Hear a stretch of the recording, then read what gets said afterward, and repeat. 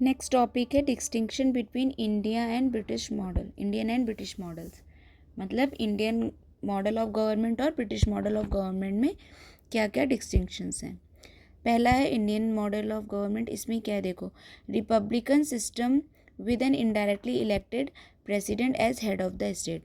इसमें क्या होता है कि जो रिपब्लिकन सिस्टम होता है, मतलब जो हेड ऑफ द स्टेट हैं, हेड ऑफ द स्टेट कौन होते हैं, president. Head of the state हैं जो, वो जो है इनडायरेक्टली इलेक्टेड होते हैं, ठीक है, उन्हें इनडायरेक्टली इलेक्टेड किया जाता है। मतलब कैसे, जैसे कि प्राइम मिनिस्टर जो हैं वो हेड ऑफ द गवर्नमेंट होते हैं, ठीक है, और इन्हें जो है डायरेक्टली इलेक्ट किया जाता है। इन्हें कैसे किया जाता है कि हम वोट डालते हैं और प्राइम मिनिस्टर जो है डायरेक्टली चुन के आते हैं, ठीक है। लेकिन प्रेसिडेंट के लिए हम कोई वोट नहीं डालते हैं, मतलब नॉर्मल जो जनता होती है वो प्रेसिडेंट के लिए कोई वोट नहीं डालती है। तो इनके लिए क्या होता है, इनडायरेक्टली इलेक्शंस का क्या मतलब है, यहाँ जो हम चुन के मेंबर्स भेज रखे हैं, जो हमने मेंबर्स चुन के भेज रखे हैं, स्टेट असेंबलीज जो हैं, ठीक है, और जो सेंटर की जो लोकसभा और राज्यसभा है, तो यहाँ के जो डिफरेंट डिफरेंट मेंबर्स होते हैं ये लोग फिर प्रेसिडेंट को चुनते हैं, ठीक है। तो इसका जो सिस्टम है वो आगे प्रेसिडेंट में समझेंगे। फिलहाल आप ये समझ लीजिए कि जो मेंबर्स होते हैं वो जो है क्या कहते हैं, जिन्हें हम चुन के भेजते हैं वो फिर प्रेसिडेंट को चुनते हैं, तो इसी को बोलते हैं ये इनडायरेक्टली इलेक्टेड होते हैं, ठीक है। तो रिपब्लिकन सिस्टम में ये इनडायरेक्टली इलेक्टेड होते हैं, कौन, हेड ऑफ द स्टेट। वहीं मोनार्कियल ब्रिटिश में क्या होता है, मोनार्कियल सिस्टम चलता है। इसमें क्या होता है, hereditary king and queen as head of the state. इसमें क्या कह रहे हैं, मोनार्कियल का मतलब वो है कि राजा का बेटा ही राजा बनेगा। तो जो ब्रिटिश सिस्टम है वहाँ पे यही चलता चला आ रहा है, हेरिडेटरी किंग एंड क्वीन है, मतलब एक ख़ानदान है एक तरीके से। तो वहाँ पे जो भी उनकी नेक्स्ट जनरेशन होती है वही क्वीन और किंग की, मतलब वो जो पोस्ट है वो हेल्ड करते हैं। तो जैसे यहाँ पे जो ये हेड ऑफ द स्टेट होता है, वैसे ही वहाँ पे हेड ऑफ द स्टेट जो होते हैं ये किंग ऑफ क्वीन होते हैं। इसमें इनका सिलेक्शन से कोई लेना देना नहीं, मतलब ना ये डायरेक्टली इलेक्टेड होते हैं ना इनडायरेक्टली इलेक्टेड होते हैं, बस उनकी फैमिली से किंग और क्वीन बनने के लिए उनका उस फैमिली में बॉर्न होना ज़रूरी होता है। बस मोनार्कियल सिस्टम में ये है कि राजा का बेटा ही राजा बनेगा या रानी, राजा की बेटी ही रानी बनेगी, ये वाला सीन है। फिर क्या है, बेस्ड ऑन कॉन्स्टिट्यूशनल सुप्रीमेसी। जो इंडियन कॉन्स्टिट्यूशन है यहाँ पे जो है कॉन्स्टिट्यूशन की सुप्रीमेसी है, जबकि जो ब्रिटिश गवर्नमेंट है सिस्टम, उसमें जो है पार्लियामेंट की सोवरेनिटी है, मतलब वहाँ पे पार्लियामेंट जो है सबसे ऊपर है, जबकि इंडिया में कॉन्स्टिट्यूशन सबसे ऊपर है। उसके बाद क्या, the PM may be the member of any house, Lok Sabha और राज्यसभा। इंडियन में क्या होता है कि जो प्राइम मिनिस्टर होता है वो लोकसभा से भी हो सकता है और राज्यसभा से भी हो सकता है। ऐसे कई प्राइम मिनिस्टर्स रहे हैं जो राज्यसभा के मेंबर रहे हैं और फिर भी वो प्राइम मिनिस्टर थे, ठीक है। यहाँ पे कोई बाउंडेशन नहीं है कि आप प्राइम मिनिस्टर बनने के लिए आपको लोकसभा पर्टिकुलर या फिर राज्यसभा का ही मेंबर होना है, नहीं, ऐसा कुछ भी नहीं, आप दोनों में से किसी के भी मेंबर हो सकते हैं। लेकिन जो यहाँ का पीएम है वो मस्ट है कि वो लोअर हाउस, जो हाउस ऑफ द कॉमन कहते हैं वहाँ पे, उसका मेंबर होना चाहिए, ठीक है। वो अपर हाउस का मेंबर नहीं होना चाहिए, जिसे हाउस ऑफ द लॉर्ड कहते हैं। वहाँ दो तरह के हाउस होते हैं, एक हाउस ऑफ द कॉमन यानी कि लोअर हाउस, और एक अपर हाउस होता है जो कि हाउस ऑफ द लॉर्ड होता है। तो जो पीएम है उसे जो है क्या कहते हैं, लोअर हाउस का मेंबर होना कंपलसरी है। फिर इंडियन फॉर्म ऑफ में क्या होता है, non parliament member can be appointed as minister for 6 month. देखो यहाँ पे क्या कहा गया है कि मेंबर और नॉन मेंबर दोनों जो हैं वो मिनिस्टर्स की पोस्ट को हेल्ड कर सकते हैं, ठीक है।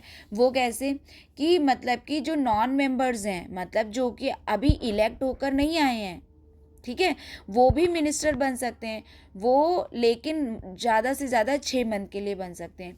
उसके बाद भी अगर वो चुन के नहीं आए तो उन्हें जो है अपना वो जो मिनिस्टर अपॉइंट हुए हैं उसे छोड़ना पड़ेगा, ठीक है।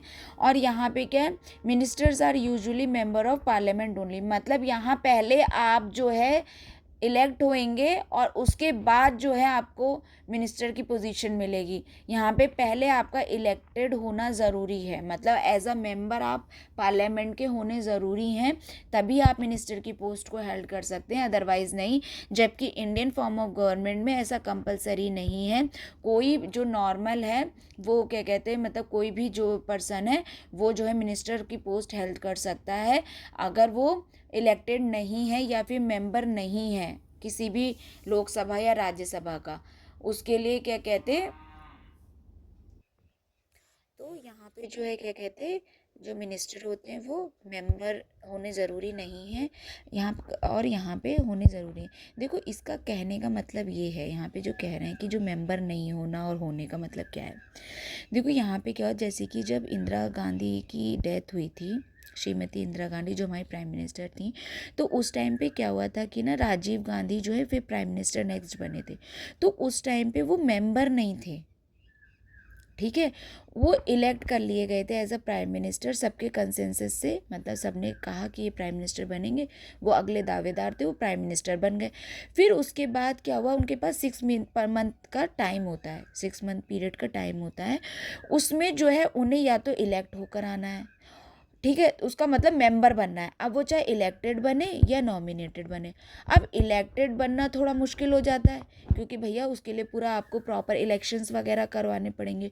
तो क्या होता है कि जो ये नॉमिनेशन की सुविधा दे रखी है ना, तो ये नॉमिनेशन के थ्रू बन जाते हैं। तो ये क्या हो जाता है कि 6 मंथ वाला क्राइटेरिया इनका मेंबर बनने वाला जो होता है वो पूरा हो जाता है इस तरीके से। तो वो मेंबर भी हो जाते हैं और एज अ मिनिस्टर, मतलब प्राइम मिनिस्टर भी हो गए। सोचो अगर उनके पास कोई मान लो मिनिस्ट्री होती तो मिनिस्टर हो जाते किसी मिनिस्ट्री के।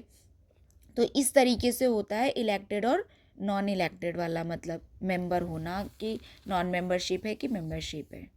तो ऐसे कोई भी बन सकता है अगर वो मेंबर है या नहीं है, बस उसे 6 मंथ में या इलेक्टेड होकर आए या नॉमिनेटेड होकर उसकी मेंबरशिप उसे हासिल करनी पड़ेगी। फिर नेक्स्ट पॉइंट में कहा गया है no system of legal responsibility ministers do not counter sign official act. मतलब यहाँ पे कहा गया जो ये लोग लीगल एक्ट वगैरह जो लेजिस्लेटिव पावर का जो प्रयोग करते हैं उसकी जो है रिस्पॉन्सिबिलिटी नहीं होती है कोई भी, ये लोग कोई भी ऑफिशियल एक्ट को काउंटर साइन नहीं करते, उसकी रिस्पॉन्सिबिलिटी नहीं लेते। जबकि यहाँ पे क्या होता है कि मिनिस्टर्स जो होते हैं उसकी लीगल रिस्पॉन्सिबिलिटी लेते हैं, उसको काउंटर साइन करते हैं, जो भी वो लोग एक्ट वगैरह बनाते हैं। मान लो कि पर्टिकुलर एक्ट बना तो वो किस किस लोगों द्वारा मिलके बनाया गया है, पास करवाया गया है, ये सब वहाँ पे काउंटर साइन होते हैं, ठीक है। उनकी रिस्पॉन्सिबिलिटी ली जाती है, लीगल रिस्पॉन्सिबिलिटी लेते हैं वो लोग, अगर कुछ गड़बड़ होगा तो वो उसकी उनकी रिस्पॉन्सिबिलिटी है, ठीक है। यहाँ पे क्या होता है फिर no institution of shadow cabinet. हमारे यहाँ पे क्या है, कैबिनेट सिस्टम नहीं है, शैडो कैबिनेट मतलब। और जो कि यहाँ पर क्या है, cabinet formed by the opposition to balance the ruling cabinet and prepare future ministers. देखो दोनों सिस्टम का क्या मतलब है, शैडो कैबिनेट का क्या मतलब होता है। जैसे कि अभी हमारे यहाँ पे क्या होता है, एक पार्टी जो मेजॉरिटी में होती है वो तो रूलिंग पार्टी हो जाती है, ठीक है, वो रूलिंग पार्टी हो रही है। उसके बाद जो नेक्स्ट पार्टी होती है जो इससे कम मेजॉरिटी में है, लेकिन बाकी सबसे जो सेकंड पोजीशन पे होती है एक तरीके से, तो वो अपोजिशन का काम करती है। मतलब वो जो हैं वो रूलिंग तो नहीं होती हैं, लेकिन वो जो है सरकार की पॉलिसीज़ को या एक्ट को या फिर जो भी लेजिस्लेटिव पावर का प्रयोग करते हैं या एग्जीक्यूटिव पावर का प्रयोग करके जो भी लॉ वगैरह इनेक्ट करते हैं, पॉलिसीज़ लाते हैं, तो वो सब ना उनकी क्रिटिसिज्म करती हैं, वो ज़रूरी होता है, वो अपोजिशन में बैठ जाती हैं जो सेकंड, मतलब एक तरीके से मेजॉरिटी वाली पार्टी होती है। यहाँ पर क्या होता है, जो वो अपोजिशन वाली पार्टी होती है ना, उसको शैडो कैबिनेट की तरह काउंट करते हैं लोग। क्या होता है कि यहाँ पर जो है, मतलब उसमें जैसे कि यहाँ पर एक फाइनेंस मिनिस्टर होता है जो रूलिंग पार्टी का हो गया, होम मिनिस्ट्री होती है, डिफेंस मिनिस्ट्री होती है, ठीक है, एक्सटर्नल मिनिस्टर होते हैं, एक्सटर्नल फॉरेन मिनिस्टर होते हैं। तो यहाँ पे जैसे अलग अलग मिनिस्ट्री होती है रूलिंग पार्टी की, तो जो शैडो कैबिनेट बनाई जाती है उसमें भी ऐसे ही, जैसे कि यहाँ पे अगर फाइनेंस मिनिस्टर हैं तो शैडो गवर्नमेंट में भी जो शैडो फॉर्म ऑफ गवर्नमेंट बना रहे हैं लोग, अपोजिशन जो होती है मेनली वही शैडो फॉर्म ऑफ गवर्नमेंट बनाती है, तो उसमें भी पर्टिकुलर वो जो है पोर्टफोलियो उनको दिए जाते हैं। पोर्टफोलियो इन द सेंस कि होम मिनिस्ट्री को, मतलब एक मिनिस्टर उसमें जो है एक तरीके से मतलब यहाँ पे जिस तरीके से होम मिनिस्टर हैं वहाँ पे जो है शैडो भी एक होम मिनिस्टर रहेंगे। तो अगर किसी वजह से मान लो ये सरकार गिर जाती है इनकी जो रूलिंग पार्टी वाली है, ये मैं बता रही हूँ ब्रिटिश वाले फॉर्म ऑफ गवर्नमेंट में, तो वहाँ पे अगर मान लो कि जो रूलिंग पार्टी है वो गिर जाती है, ठीक है, तो वहाँ पे क्या होता है, जो इन लोगों ने जो ये शैडो कैबिनेट बना रखा होता है, एक तरीके से मान लो कि मतलब कि क्या कहेंगे उसे, क्या कहते हैं, नमूना, या जैसे कि मतलब एग्जाम्पल, मतलब ये लोग एक तरीके से समझ लो कि टेम्परेरी, मतलब सारे मिनिस्टर्स वगैरह ये लोग भी अपने शैडो कैबिनेट में बना के रखते हैं। तो जब वो पार्टी मान लो किसी वजह से उसको जो है कहते हैं लूज़ करना पड़ा अपना पोजीशन, तो ये वाले जो है फिर वो पोजीशन को हेल्ड कर लेते हैं वहाँ पर, ऐसा हो जाता है। लेकिन ये वाला सिस्टम जो है इंडिया वाले पार्लियामेंट्री सिस्टम में नहीं है। अब नेक्स्ट में टॉपिक दिया गया है क्या, Indian constitution and federal system. इसमें क्या है, the USA, the first and oldest federation in the world, was formed in 1787 following the American Revolution 1775-83. The Constitution of India established a federal system of government, although the term federation is not explicitly mentioned. देखो यहाँ पे क्या कहा जा रहा है कि जो USA है ना, वो फर्स्ट और ओल्डेस्ट फेडरेशन है इन द वर्ल्ड।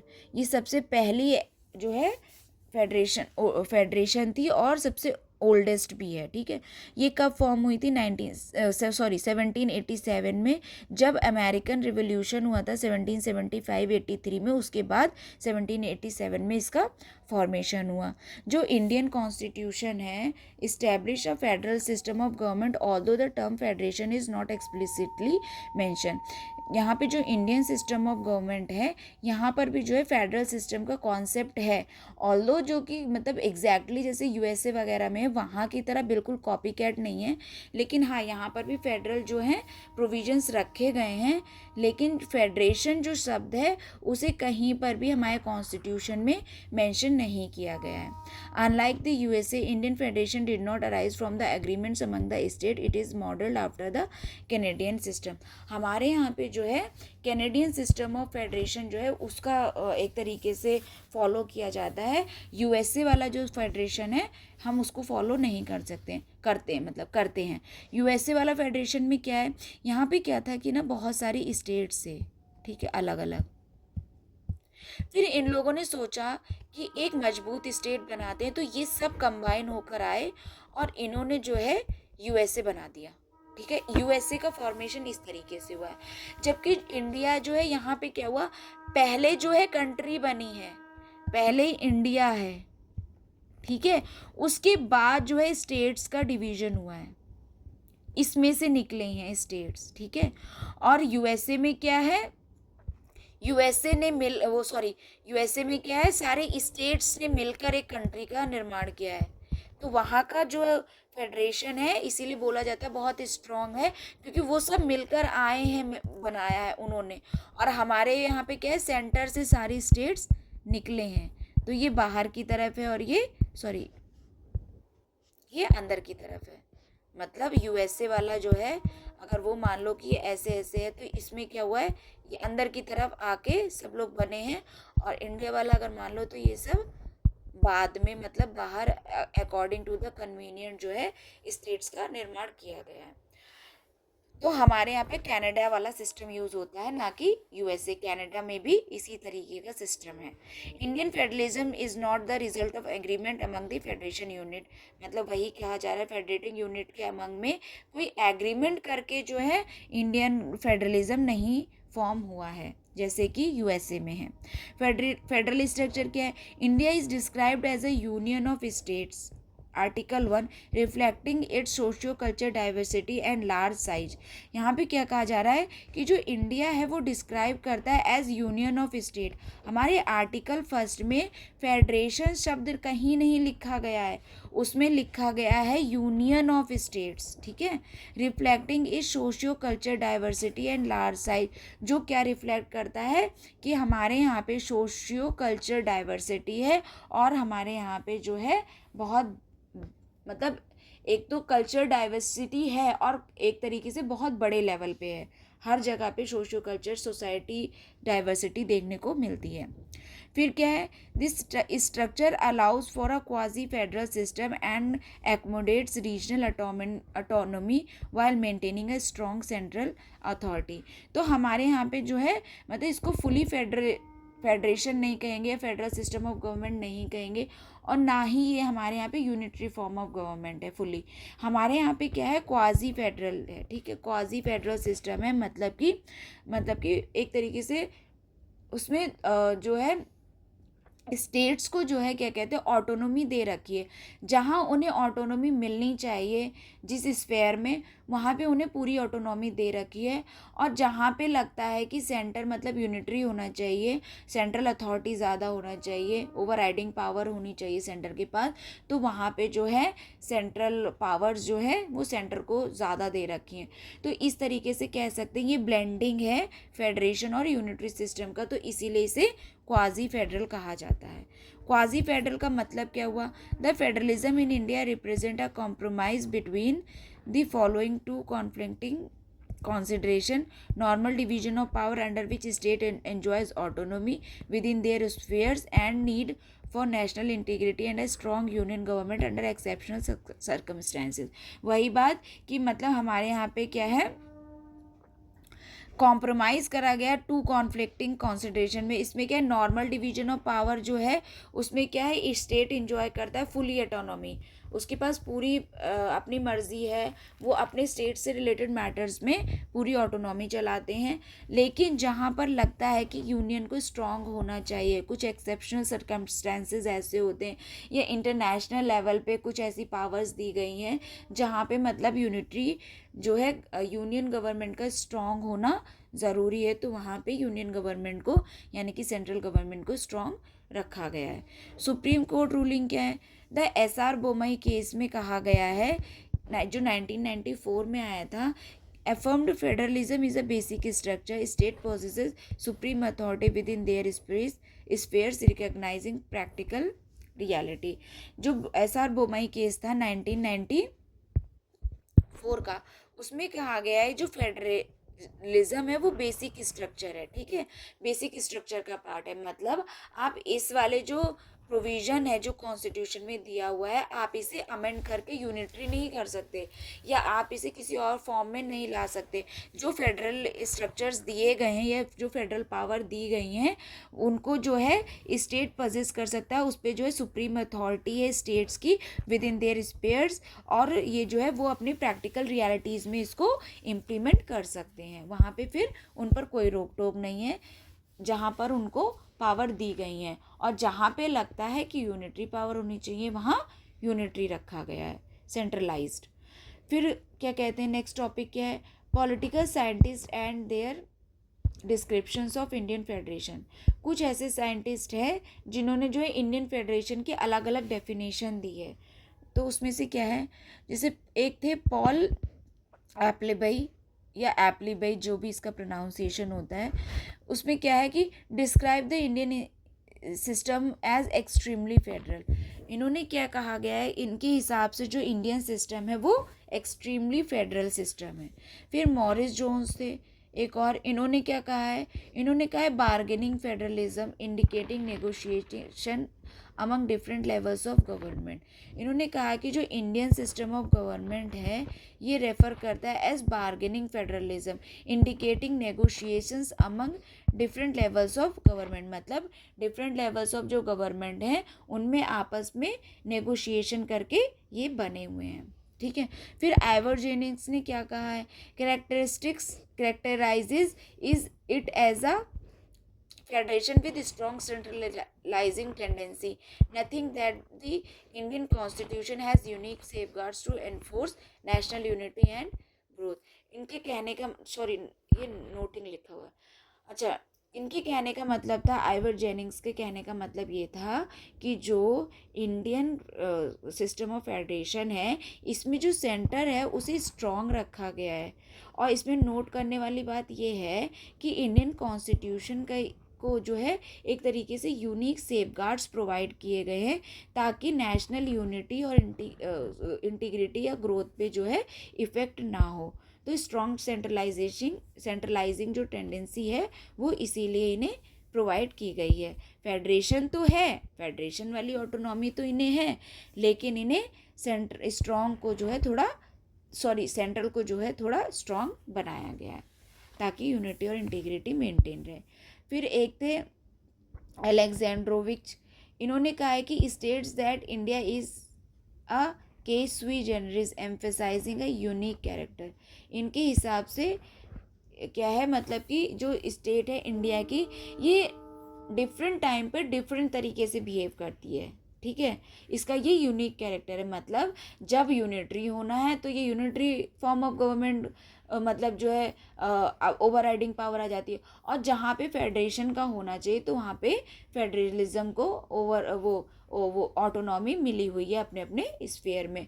तो ये इसकी एक यूनिक कैरेक्टर है कि वो अकॉर्डिंगली टू सिचुएशन जो है यहाँ फेडरेशन और यूनिटरी सिस्टम अप्लाई होते हैं।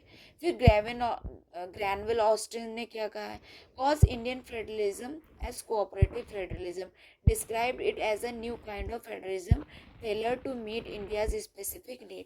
इन्होंने कहा है कि जो इंडियन फेडरलिज्म है ये कोऑपरेटिव फेडरलिज्म है। ये क्या डिस्क्राइब करता है कि new kind of federalism tailor to meet India's specific, मतलब जैसे इंडिया यूनिक है और इसकी ज़रूरतें अलग है, उसी तरीके से जो है इन्होंने एक अलग तरीके का फेडरलिज्म का कैरेक्टरिस्टिक बताया है कि इंडिया में जो है कोऑपरेटिव फेडरलिज्म वाला कॉन्सेप्ट लागू होता है। फिर केसी बेयर थे, इन्होंने क्या कहा, consider India a semi federal और quasi federal state, highlighted its mixed character. इनके हिसाब से जो है इंडियन का जो फेडरलिज्म सिस्टम है या यूनिटरी सिस्टम आप कह लीजिए, मतलब दोनों का मिक्स है, ठीक है।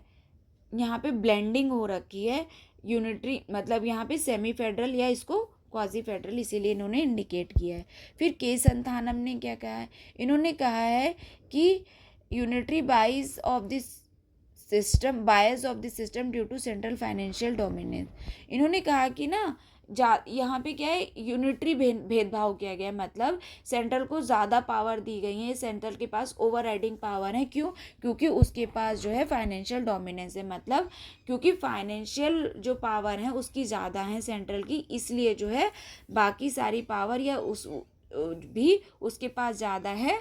और इंडियन जो सिस्टम ऑफ गवर्नमेंट है ये बहुत हद तक यूनिटरी है। इसका मतलब यहाँ पे फेडरलिज्म और यूनिटरी में लेके भेदभाव है। फिर डॉक्टर बी आर अम्बेडकर क्या कहते हैं, emphasises that India's federation is indestructible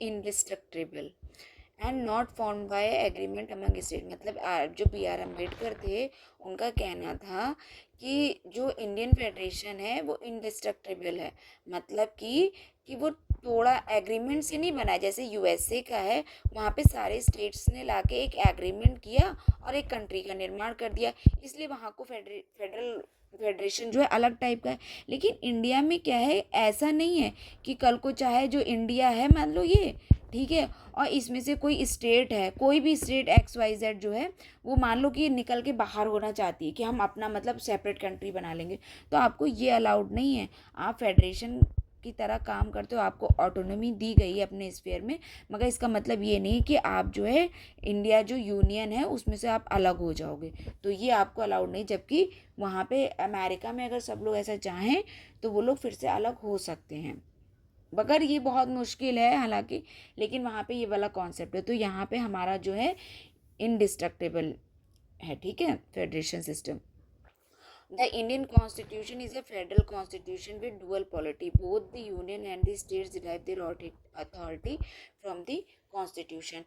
यहाँ पे कहा गया जो इंडियन कॉन्स्टिट्यूशन है वो फेडरल कॉन्स्टिट्यूशन है, और यहाँ पे जो है डुअल पॉलिटी है, मतलब यूनियन और स्टेट जो है दोनों अपनी अथॉरिटी को डिराइव करते हैं किस में से, कॉन्स्टिट्यूशन में से। अब यहाँ पे जो है नेक्स्ट टॉपिक में बताया गया है फेडरल और unitary feature of the Indian constitution कौन कौन से हैं। फेडरल फीचर्स कौन से हैं, dual polity, union handles national matters, state handles local issues, article 246। यहाँ पे डुअल पॉलिटी का कहने का क्या मतलब है कि जो यूनियन है, मतलब कि जो यूनिटरी वाले जो पावर हैं वो किससे रिलेटेड, जो नेशनल मैटर्स हैं। देखो ये इम्पॉर्टेंट भी होते हैं भाई, नेशनल इंटरनेशनल लेवल पे अपने नेशन को लिए जो भी आपको एग्रीमेंट्स या जो उनके लिए पॉलिसीज़ एक्ट या जो भी आपको उससे रिलेटेड डिसीजंस लेने हैं, तो वहाँ पे यूनिटरी पावर होना ज़रूरी है। क्योंकि अगर स्टेट्स के हाथ में उसके लिए भी पावर दे दी तो सारी स्टेट तो अपनी अपनी मर्जी चलाएंगी, तो कभी भी कंट्री का डेवलपमेंट, कंट्री का ग्रोथ हो ही नहीं पाएगा, क्योंकि हर कोई जो है किसी ना किसी चीज़ में जो है टांग अड़ा देगा। आप उसके लिए फिर मतलब कोई भी काम जो है कंसेंसस से हो ही नहीं पाएगा, वहाँ पे कोई ना कोई जो है रोक ही लग जाएगी। तो इसलिए वहाँ पे जो है क्या कहते हैं, नेशनल मैटर्स में यूनियन का जो है पावर होना ज़रूरी है। तो वहाँ पे यूनियन को दी गई है, और जो स्टेट्स हैं वो लोकल इशू को हैंडल करते हैं, और उसके स्फेयर में जो है वो उनको ऑटोनॉमी मिली हुई है। ठीक है। फिर क्या है फेडरल फीचर में, और क्या है, रिटन कॉन्स्टिट्यूशन। यहाँ पे क्या है, world's longest constitution with clear central state jurisdiction. Federal feature दूसरी बात क्या होती है कि अब मान लो रिटन कॉन्स्टिट्यूशन का मतलब ये है कि मान लो आपने जो है आपने लिख दिया कि भाई ये पावर आपकी है, ये पावर आपकी, ये इतना स्फेयर आपका है, इतना स्फेयर आपका है, इस दायरे में आपको काम करना है, इस दायरे में आपको करना है। जहाँ पे आएगी क्लैश की स्थिति तो उसके लिए ये सिचुएशन है और इसको पावर मिल जाएगी। ठीक है। तो ये सारे मैटर्स जो है वहाँ पे लिखे हुए हैं। तो ये कहा गया है कि जो हमारा जो कॉन्स्टिट्यूशन है वो वर्ल्ड का लॉन्गेस्ट कॉन्स्टिट्यूशन है। मतलब वहाँ पे काफ़ी कुछ चीज़ें जो हैं बहुत डिटेल्ड में लिखी गई हैं। तो क्योंकि उन्हें डिटेल में लिखा गया है इसीलिए जो है हमारा कॉन्स्टिट्यूशन काफ़ी बड़ा बना है। ठीक है।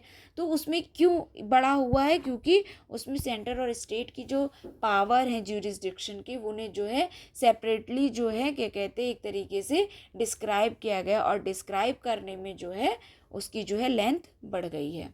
ठीक है।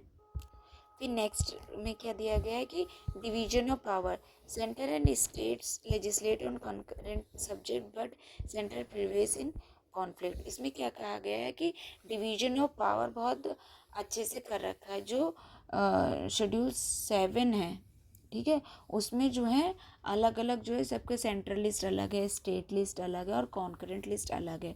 तो उसमें सबके सब्जेक्ट्स मतलब आपको किस किस स्फेयर में जो है काम करना है, और जो सेंट्रल की ओवरराइडिंग पावर है जहाँ जहाँ सब कुछ बता रखा है उसमें अच्छे खासे डिटेल में। और जो कॉन्करेंट लिस्ट है उस पर जो है सेंटर और स्टेट दोनों जो है लॉ बना सकते हैं। तो ये पावर जो है डिवीजन ऑफ पावर भी सही तरीके से किया गया है। ठीक है। ये भी एक फेडरल कैरेक्टर है। मतलब आप खुद देखिए ना, अगर आपने किसी का स्फेयर डिस्क्राइब कर दिया, किसी की पावर डिस्क्राइब कर दी है, तो वो उसी दायरे में रह के काम करेगा ना। तो इसीलिए इसको कहा जाता है कि फेडरल स्ट्रक्चर है। मतलब एक दूसरे की सीमाओं को लांघना मुश्किल हो जाता है जब तक कि जहाँ पर बोला नहीं गया, जहाँ पर लिखा हुआ नहीं है कॉन्स्टिट्यूशन में। सुप्रीमेसी ऑफ द कॉन्स्टिट्यूशन, हमारे यहाँ पे जो है कॉन्स्टिट्यूशन सुप्रीम है। It is the supreme law enforced by judicial review। और हमारे यहाँ पे जो कॉन्स्टिट्यूशन है उसके गार्जियन जो है सुप्रीम कोर्ट है। मतलब अगर कोई कॉन्फ्लिक्ट की स्थिति आती है या जहाँ पे कॉन्स्टिट्यूशन को डिफाइन करना होता है वहाँ पे फिर सुप्रीम कोर्ट पावर में आ जाता है। मतलब जो है उसकी रिव्यू पावर होती है जुडिशियल रिव्यू वाली। मतलब आपने कोई लॉ बनाया तो कॉन्स्टिट्यूशन की जो प्रोविजंस है उनकी कहाँ तक जो है मतलब उन प्रोविजंस पे खरा उतरेगा ना, ये चीज़ जो है फिर सुप्रीम कोर्ट तय करती है कि वो कॉन्स्टिट्यूशन के हिसाब से है या कॉन्स्टिट्यूशन के अगेंस्ट है। उसके पास जुडिशियल रिव्यू की पावर है अंडर आर्टिकल 13। फिर क्या कहा गया है, rigid constitution federal structure amended need special procedures under article 368। जो फेडरल स्ट्रक्चर होते हैं ना उनके अमेंडमेंट में जो है थोड़ा जो है एक तरीके से रिजिड स्ट्रक्चर रखा गया है। मतलब थोड़ा मुश्किल है। उसमें क्या होता है अंडर आर्टिकल 368 जब हम अमेंडमेंट करते हैं किसी फेडरल स्ट्रक्चर में तो बाकी जो प्रोसीजर होता है नॉर्मल अमेंडमेंट्स की तरफ वो तो होता ही होता है। उसके अलावा क्या होता है कि जो डिफरेंट स्टेट्स हैं उनको भी जो है मतलब उनसे भी जो है एक तरीके से पास करवाना होता है स्टेट जो डिफरेंट स्टेट्स है वहाँ पर भी। ठीक है। फिर है bicameralism, Rajya Sabha represent states, Lok Sabha represent peoples under article 79।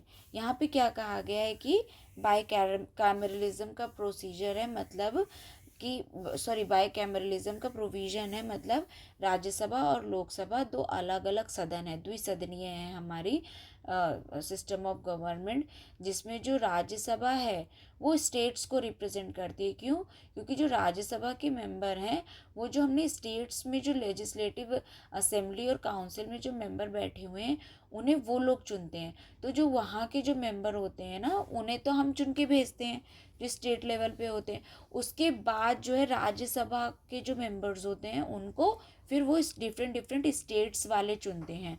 ठीक है, तो इसीलिए कहा जाता है जो स्टेट्स का रिप्रेजेंटेशन होता है वो राज्यसभा में होता है। और लोकसभा में क्या होता है, लोकसभा के जितने भी मेंबर होते हैं वो डायरेक्टली पीपल द्वारा चुन के जाते हैं, तो वो बोलते हैं कि वो रिप्रेजेंट करते हैं जो कॉमन पीपल है, इंडिविजुअल है, उनको एक तरीके से। फिर क्या है, इंडिपेंडेंस जुडिशरी, मतलब supreme court settle centre state disputes and guards constitutional supremacy. मतलब यहाँ पे क्या है इंडियन सिस्टम में कि जो जुडिशरी है वो इंडिपेंडेंट है और सुप्रीम भी है एक तरीके से। ठीक है, supreme court settle centre state relation disputes, मतलब कि जो सुप्रीम कोर्ट है उसको ये पावर मिली हुई है कि वो सेंटर स्टेट के जो डिस्प्यूट्स वाले मैटर आते हैं उन्हें रिजॉल्व करे और गार्ड करे कॉन्स्टिट्यूशनल सुप्रीमेसी को। ठीक है, ये थे federal feature of Indian government. अब आता है इंडियन सिस्टम ऑफ गवर्नमेंट। फिर आता है यूनिटरी सिस्टम। यूनिटरी फीचर्स क्या थे भाई इंडियन फॉर्म ऑफ गवर्नमेंट के?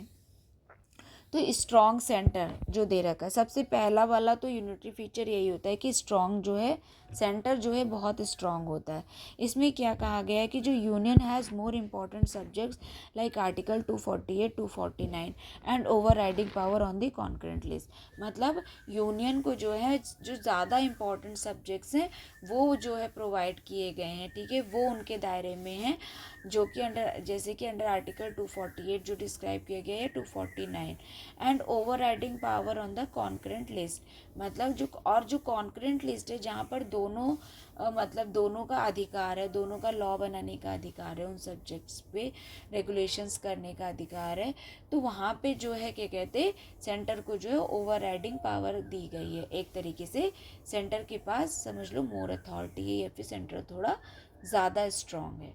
फिर आता है सिंगल कॉन्स्टिट्यूशन, ये भी यूनिटरी फीचर है। मतलब देखो कई सारे जो मतलब कंट्रीज़ हैं वहाँ पे क्या है, वहाँ पे अकॉर्डिंगली मतलब दो कॉन्स्टिट्यूशन है, सेंटर के अपना कॉन्स्टिट्यूशन है और स्टेट्स का अपना कॉन्स्टिट्यूशन है, और वो सब उसके अकॉर्डिंगली जो है सिस्टम ऑफ गवर्नमेंट को चलाते हैं। लेकिन जो इंडियन फॉर्म ऑफ गवर्नमेंट है यहाँ पे जो है दो सिस्टम या दो कॉन्स्टिट्यूशन या तीन कॉन्स्टिट्यूशन का ऐसा कोई प्रोविज़न नहीं है। यहाँ पे जो है क्या कहते हैं सिंगल कॉन्स्टिट्यूशन है जो स्टेट का भी है और सेंटर का भी है, उसी के अकॉर्डिंगली दोनों वर्क करते हैं। ठीक है, नो इक्वल स्टेट रिप्रेजेंटेशन, ये भी सेंट्रल स्ट्रॉन्ग करता है। Rajya Sabha representation is population based, मतलब पॉपुलेशन के बेसिस पे जो है राज्यसभा में रिप्रेजेंटेशन होता है। अब ये कैसे हुआ, जैसे कि मान लो जैसे यूपी हो गया, मध्य प्रदेश हो गया, महाराष्ट्र हो गया, यहाँ पे जो है क्या है कि मतलब बहुत सारे मेंबर्स, मतलब यहाँ की पॉपुलेशन ज़्यादा है। ठीक है, बिहार हो गया, ये कुछ स्टेट्स हैं यहाँ की पॉपुलेशन बहुत ज़्यादा, स्पेशली जो नॉर्थ इंडिया वाला रीजन है या ठीक है, तो ये जो है ना ये थोड़ा यहाँ पे पॉपुलेशन ज़्यादा है। तो यहाँ पे क्या है, हमारे यहाँ पे पॉपुलेशन के हिसाब से जो है मतलब कि MLAs वगैरह जो चुने जाते हैं। ठीक है, फिर वो चुनकर फिर आगे जो है राज्यसभा के मेंबर चुनते हैं। तो सोचो अगर यूपी की पॉपुलेशन जितनी है उस हिसाब से यहाँ के मेंबर, जहाँ जहाँ पॉपुलेशन ज़्यादा है वहाँ पे मान लो 80 60 या इस तरीके से जो है मेंबरशिप मिली हुई है। ठीक है, राज्यसभा के मेंबर्स को, और जहाँ पे पॉपुलेशन राज्यसभा हो या लोकसभा दोनों पॉपुलेशन बेस पे, और जहाँ पे जो है कि पॉपुलेशन कम है, कुछ स्टेट्स ऐसे हैं जहाँ पे एक ही एक मेंबर जो है चुना जाता है। तो आप ये सोचो कि जहाँ पॉपुलेशन ज़्यादा है, ठीक है, तो वो जो है कि उनका रिप्रेजेंटेशन भी ज़्यादा हो गया। ठीक है, और जहाँ पे पॉपुलेशन कम है वहाँ पे जो है उनकी रिप्रेजेंटेशन नहीं, मतलब उनके मेंबर्स जो हैं वो जो है वहाँ पे कम पहुँचेंगे, कहाँ पे, राज्यसभा में। ठीक है, तो इसी को कहते हैं स्टेट का इक्वल रिप्रेजेंटेशन नहीं है। फिर क्या, स्टेट नॉट इंडिस्ट्रक्टिबल, मतलब parliament can change state boundaries under article 3।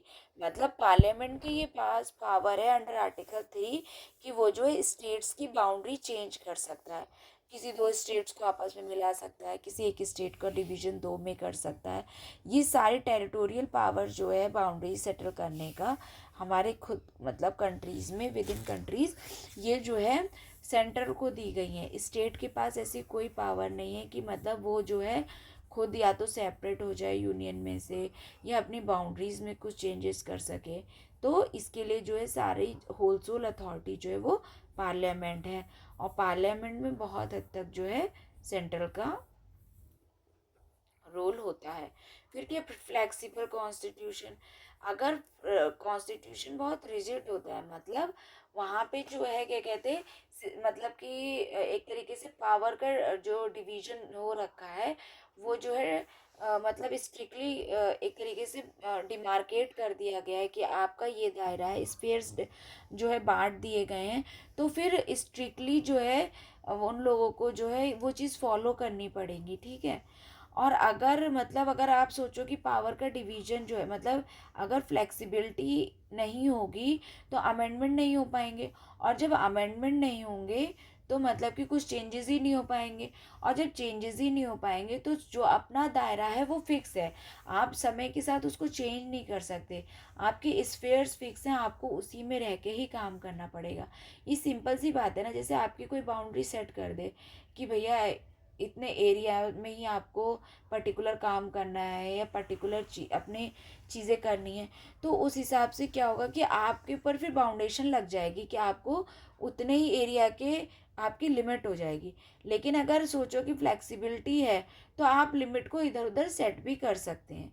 तो इसी को बोला गया है कि हमारे यहाँ का फ्लेक्सिबल कॉन्स्टिट्यूशन है, मतलब यहाँ पे अमेंडमेंट करके आप जो है अकॉर्डिंग टू द जो भी सिचुएशन आई है उस टाइम की या जैसी भी चल रहा है, तो उसके हिसाब से आप जो है मतलब कॉन्स्टिट्यूशन को अमेंड कर सकते हैं, जबकि जहाँ पे रिजिड कॉन्स्टिट्यूशन होता है वहाँ पे ये पॉसिबल नहीं हो पाता है।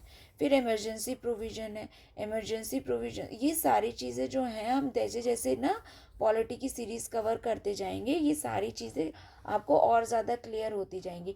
अभी आप बस माइंड में ये चीज़ें रखो ना कि ऐसी भी कोई चीज़ हाँ मैंने वहाँ पे पढ़ी थी, फिर जब आप यहाँ पे कभी मतलब फिर से दोबारा रिवीजन करोगे ना, जब एक बार पढ़ लोगे आप सब चीज़ें तो आपको ज़्यादा सही से समझ में आएंगी।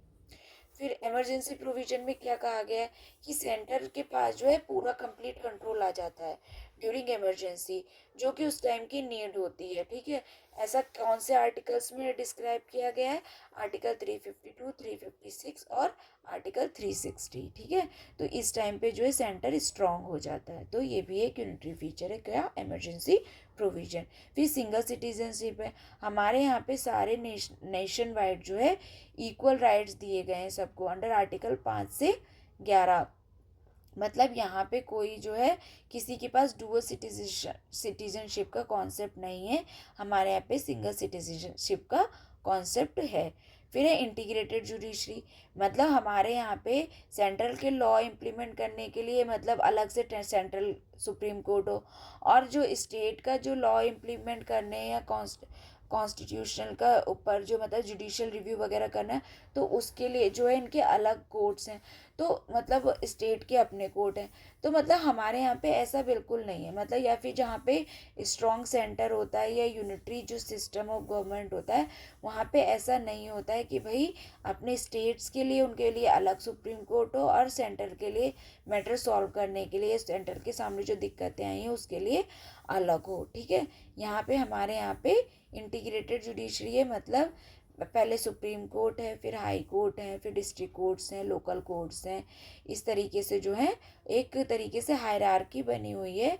जो लोकल कोर्ट्स हैं वहाँ से जो है अपील डिस्ट्रिक्ट कोर्ट्स में जाती है, फिर डिस्ट्रिक्ट कोर्ट्स से फिर हाई कोर्ट्स में जाती है, और हाई कोर्ट से फिर सुप्रीम कोर्ट में जाती है। इसी को बोलते हैं इंटीग्रेटेड जुडिशरी, ठीक है। जहाँ पे अंडर आर्टिकल 141 जहाँ पर क्या है, पावर ऑफ डिवीजन जो है एक तरीके से डिफरेंट डिफरेंट स्टेजेस पे जो है उसी हिसाब से जो है अथॉरिटी मिली हुई है।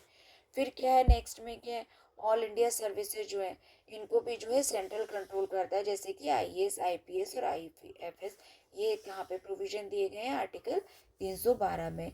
फिर इंटीग्रेटेड ऑडिट, जो कैग होता है वो सेंट्रल और स्टेट को जो है एक ही जो बॉडी है कैग की, वही जो है ऑडिट करती है अंडर आर्टिकल 148। तो इस तरीके से कह सकते हैं ये सारे जो हैं यूनिटरी फीचर हैं। फिर क्या है, governments appointment by the president act as central representative. अच्छा, गवर्नमेंट जो गवर्नर होता है ना उसका अपॉइंटमेंट कौन करता है, प्रेसिडेंट करता है, ठीक है। तो ये भी शो करता है कि सेंटर का रिप्रेजेंटेटिव है वो, ठीक है, एक तरीके से आर्टिकल अंडर आर्टिकल 155 और 156। फिर parliament authority can legislate on state lists if necessary.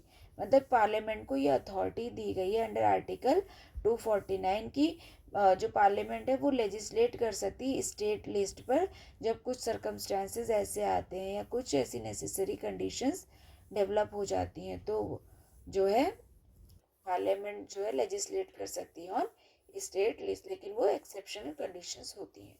फिर veto over state bills, governor can refer bill to the president under article 200। इसमें क्या है कि गवर्नर को अगर कोई चीज़ लगती है, सेंटर डायरेक्ट करता है कि भाई पर्टिकुलर मैटर जो है वो जो है क्या कहते हैं प्रेसिडेंट तक जाना चाहिए, तो गवर्नर जो है इस पर अपने वीटो पावर का इस्तेमाल करता है, जिससे कि वो रेफर कर देता है कोई भी बिल या कोई भी एक्ट को डायरेक्ट प्रेसिडेंट के एसेंट के लिए।